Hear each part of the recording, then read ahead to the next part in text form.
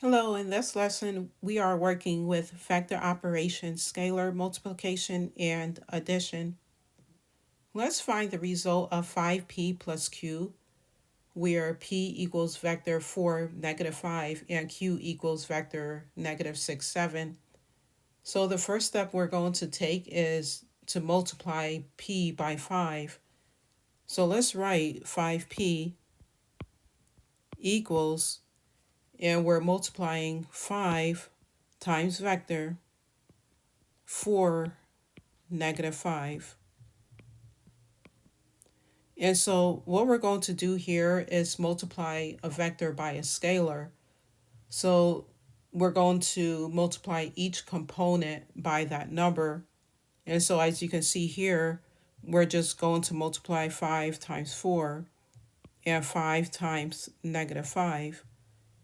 And we set that equal to, that which equals 20, vector 20 and negative 25.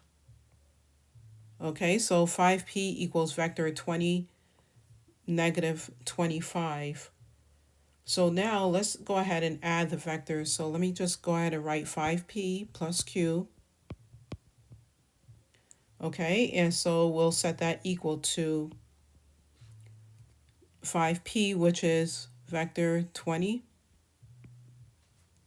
and negative 25, and is being added to vector negative 6, positive 7.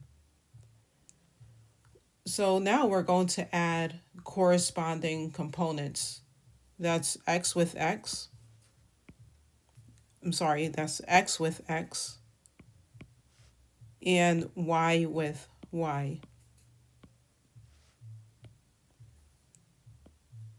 And x is 20 minus 6, which is equal to 14. And then we have negative 25 plus 7, which equals negative 18. And so our vector is 14 minus 18. And that is our final answer. So it's really not that much to it. It's just following the steps in an orderly manner. And I do want to say that the scalar multiplication stretches or shrinks the vector, and addition combines the results component by component. And that's how to multiply a vector by a scalar and then add another vector one step at a time.